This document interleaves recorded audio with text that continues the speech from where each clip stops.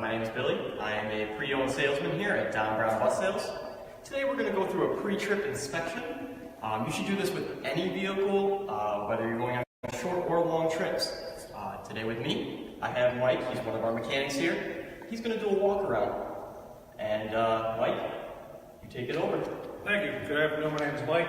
I've been around buses for a long time, so I'm going to try to give you some hints on pre-trip inspections, what to look for, why to look for them. Everybody knows pre-trip inspections are important for a couple of different reasons. One, and most importantly, is safety. We don't want any driver, passenger, or another car getting hurt because you didn't make sure your vehicle was safe. Second, we want to make sure that all the mechanicals are good so that you don't cause any damage to it and cost you money, which is also important. So I'm standing next to the engine, so we'll start right here, I guess. A couple of things in the engine compartment. Everybody knows checking the engine oil. The location is going to differ depending on your vehicle. Again, you get a dipstick. Now, if you notice on this vehicle, there's two. There's a yellow one and a red one. One is engine, one is transmission. You're going to have to check with your owner's manual to see. Some of them, transmissions, you check hot, some of them you check cold, but you should always check them to make sure that there's fluid in it. If you don't use the exact procedure, at least you know there's fluid in there and you're not going to blow your motor or burn up your transmission because of lack of fluid. Engine oil, I usually will check cold first just to make sure that the engine does have oil in it. Then further into pre-trip, once you've went through the lights and the heat and everything else, we'll come back and check it one last time to make sure that it's the proper level. Because as the engine sits, the oil all drains to the oil pan. The level may be high. You'll look at it, say it's good. You start it, let it sit for a couple of minutes. It's going to be down in the add mark. So it's a good idea to check it twice. First time just to make sure that there is oil in the engine, and then the second time to give yourself an accurate reading whether the level is low or if it's good to go, so you don't have to worry about it. Transmissions are usually checked with the vehicle running. If it's an automatic transmission, standard transmission don't apply to this. If it's an automatic transmission, you're going to check it, and it'll usually have on the stick a couple of different readings. One is a cold, one is a warm check. Don't ever add oil when you're in the cold range unless you go out and drive it, because if you add cold and the vehicle gets warm, it's going to be over full. So be aware in your transmission oil. Be very careful with checking the levels. Make sure that you read what it says on the dipstick or in your owner's manual, or call a dealer to get an answer, but don't just add to it until you know what's going on. Another item in the engine compartment, radiator fluid, antifreeze, water, whatever you want to call it, it's antifreeze. Every vehicle nowadays has a surge tank where you can basically see it from outside. You don't have to take the radiator cap off. It'll have a tank where you can see it. And this also is going to have a lot of times a hot or a cold. Again, if it's cold, don't add to it until you get the vehicle up to operating temperature. This one has got an add in the maximum line. Keep it between that when it's at operating temperature. This one doesn't have a brake master cylinder because it's an air brake system. Again, check your master cylinder. If your master cylinder is low, it's going to indicate a couple of different things. One, your brakes may be getting worn, your shoes, your pads are worn down, causing the pistons to come out farther, causing the brake fluid level to be low, or you have a leak. Either case is not good, so if your brake fluid all of a sudden gets low, you're going to want to look into that. Power steering fluid, again in the engine compartment. All these items are going to be in every engine compartment. Where is going to depend on your vehicle. Just remember they're all going to be there. Also, while you're in the engine compartment, you're going to want to look at hoses. You've got, in this case, you've got your charge air hoses, you've got coolant hoses, you've got a bunch of hoses. Any hose that's damaged, you're going to want to look into, either yourself or if you're not qualified, have a mechanic look at it, see what's going on with it. Again, you don't want to break down out in the middle of the road, especially as winter approaches in New York. It's even more important that you check all these hoses because you get stranded in the winter, it's not a good day. Any questions, Billy, on anything? You've covered a lot of it so far, and you've really done a good job. Okay. Fan, radiator, hoses, belts, all that stuff. Just use common sense. Look at it. If it doesn't look right, it's probably not. Bring it to somebody's attention. Have somebody else look at it. I've been doing this a long time, and I still see things, and I said, man, is that right or not? If you have a question, get an answer before you drive it, before you cause an accident, before you cause mechanical damage that winds up costing you thousands of dollars in repair. So that's pretty much it in the engine compartment.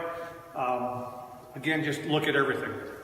We'll go from here. We're going to start our walk around of the vehicle, which is the next portion. Now, why is the walk around so important? One, you want to make sure that you have everything intact, all your mirrors, your lights, your glass, everything is in good shape. You may have parked it last night. If you're in a big parking lot, somebody might have hit your vehicle. If there's protruding metal, if there's something to that nature, you're going to want to take care of that. Driving down the road, you've got something flapping off, it hits somebody, it comes off, cuts a tire, that's no good. You're going to want to make sure as you're walking around, looking at your mirrors, make sure they're tight, make sure they're not cracked. Look at your glass, look at your lights. At this point, all I'm looking for is to make sure that everything is here, make sure that there's no damage, make sure that everything is safe. Also, we're going to look at tires while we're going around. Look at tire tread. Yep, it's got good tread. You should have a tire gauge. Check your tire pressure, make sure that's good. Most people aren't going to do that every day. If it's a vehicle that you've never driven before or has been sitting for a long time, that's pretty crucial. This tire might look like it's got 110 pounds in it, but because of the sidewalls, it could only have 80 or 90 pounds in it. You get going down the road, you're going to have problems.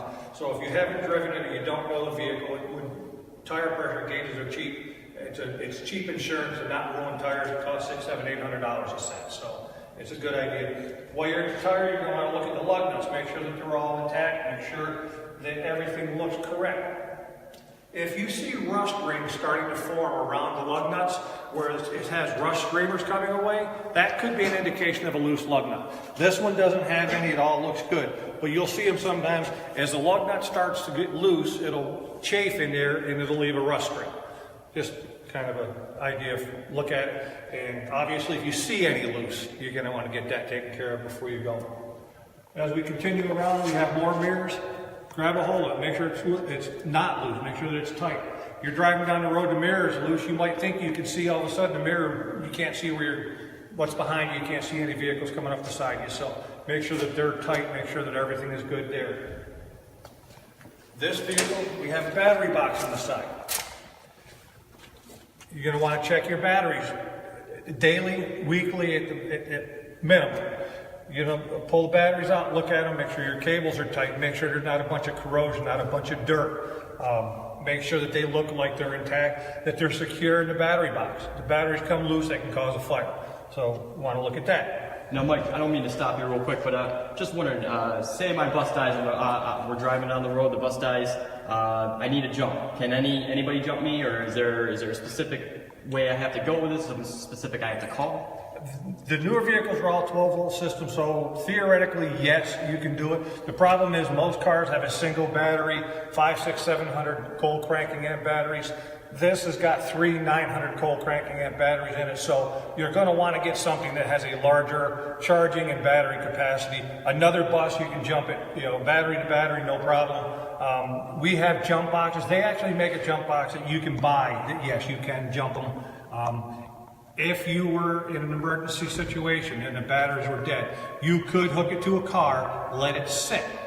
Let the car actually charge the batteries before you attempt starting it, because that way you're not drawing through the starter all the amperage that it needs, that the batteries have in it. You can charge it, use a car like a battery charger, let it sit there, a little bit of a high idle, let it charge for 10, 15 minutes, maybe 20 minutes, depending on how dead and how cold it is out and things of that nature, how long it's been since it's ran.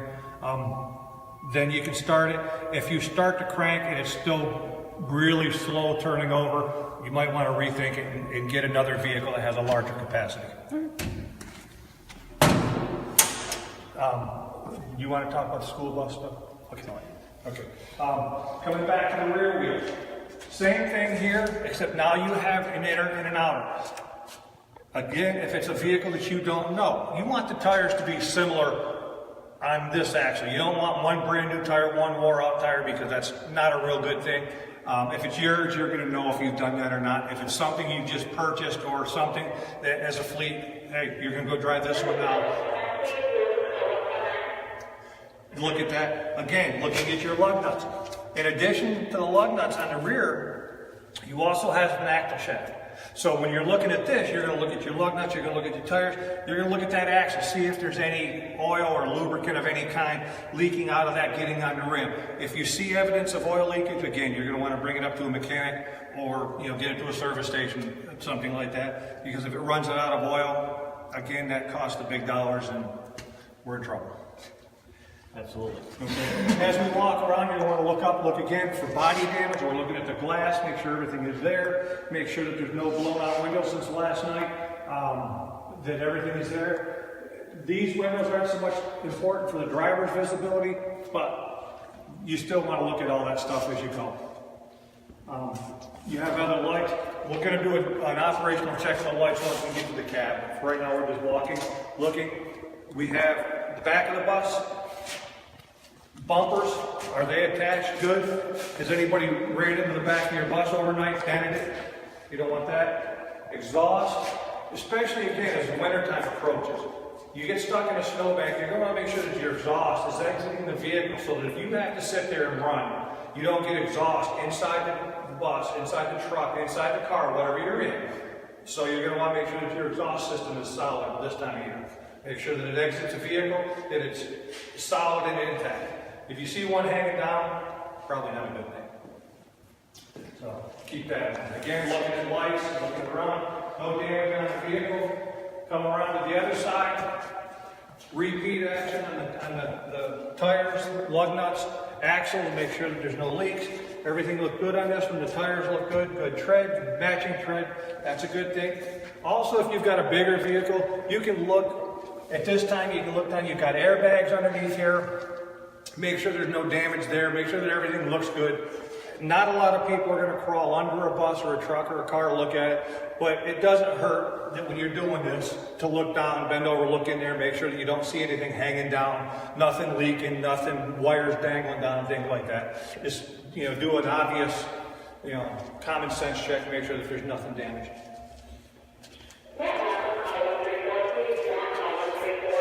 Coming around, and we have the fuel. Doesn't matter where it is, the front, side, back, wherever your fuel is, make sure you got a good fuel cap on it. You don't want fumes, you don't want fuel leaking out of it. The fuel level, that's up to you. I don't think you want to walk, so make sure you got plenty of fuel in it.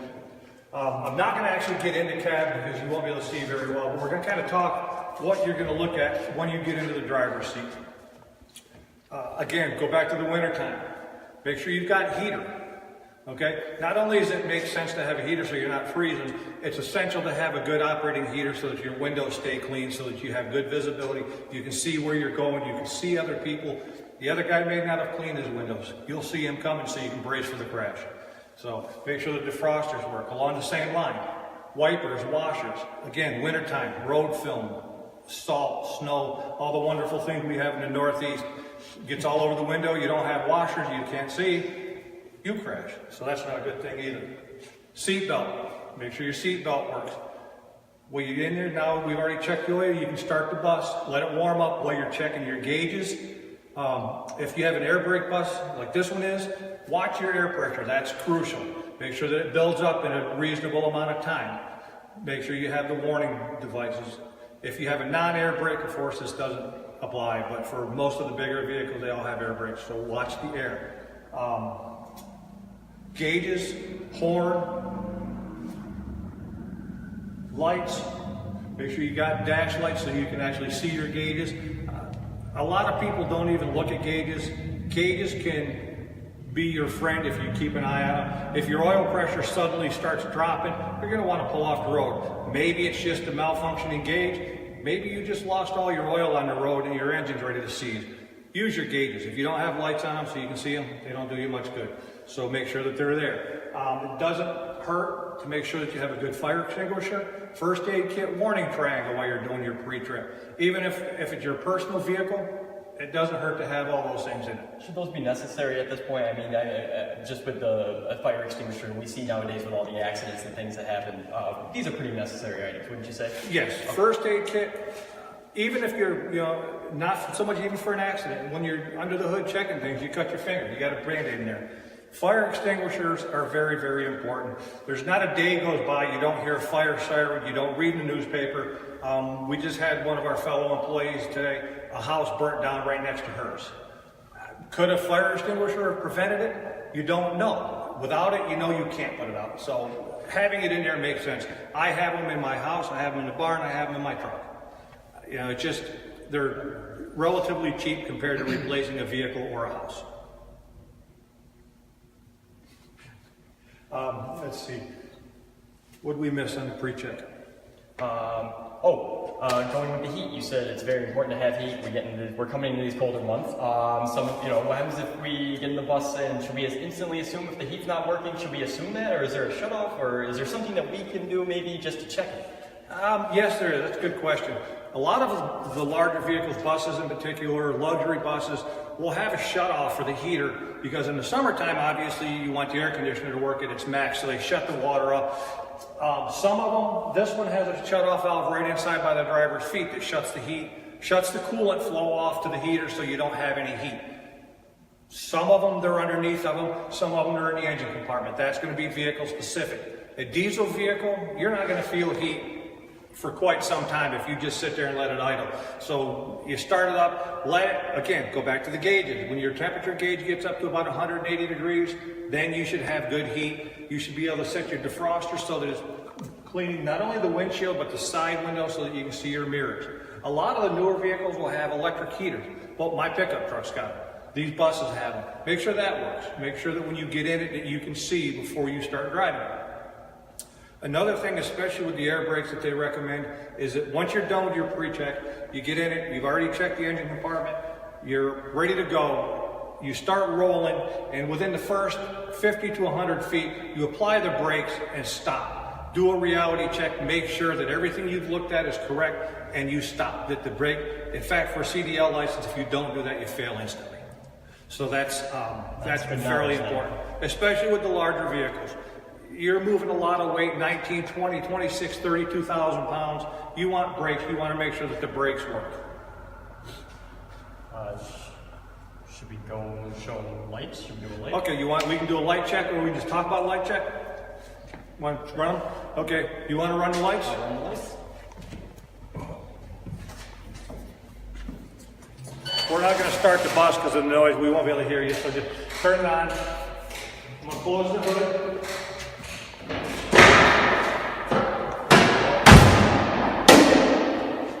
Got it?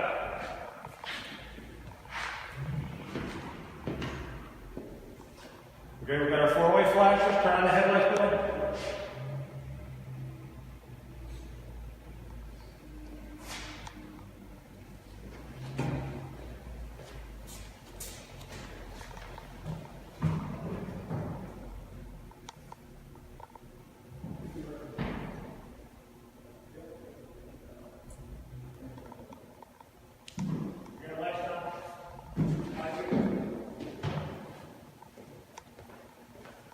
All right, we got clearance lights, we've got high beam, low beam. Okay, turn the four ways off, give me left turn, right turn.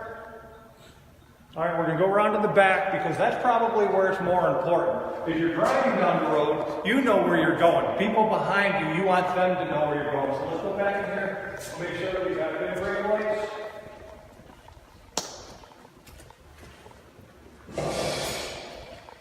All right, Billy, brakes, brakes.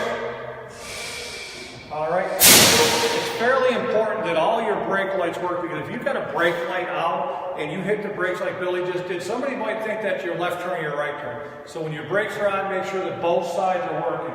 Okay, we've got the four-way flashes going, that's good. Left turn, right turn. All right, hit the horn for me one time. That's good. And I think that's about it. One note I want to make, we just did a pre-trip. Everybody should also do a post-trip inspection. You're checking everything now, everything works, the vehicle's cold. You get out, you drive it, you go from here to New York City, you go from here to Johnstown, you go from here to wherever you're going, the vehicle's at operating temperature, you're done with it for the day, shut it down, and as soon as you can get out of the vehicle safely, walk around at that time. That's when you're going to want to really look under the vehicle, see if there's any leaks, because if the fluids are hot, that's when they're going to leak. Cold gear oil doesn't leak very good. But if you just got done driving it, the axles are warm, that's when you would have a leak. So you do your pre-trip, During the trip, you're going to want to listen for anything. If you notice anything that's making funny noises while you're driving, you're going to want to note that, look into it, and then the post-trip when you're all done for the day. Look at it, and then tomorrow morning you get up, you start all over again. That's all I got. That's all you got? That's it. Thank you very much, sir. And like I said, thank you everybody for coming out today. And if you have any questions, please refer to the Don Brown Bus Bed. Hashtag. Buscrazy. Hashtag contest. Forgot about that. We're doing a hashtag contest as well. If you post a picture of your bus, and you can post as many pictures as you want, and put hashtag Buscrazy, and it has to have hashtag Buscrazy, then we will enter a chance. By the time we have our next showing, if I'm not mistaken, we will be picking 3 winners. First, second, and third. So get those pictures up there, guys. We'd like to see them.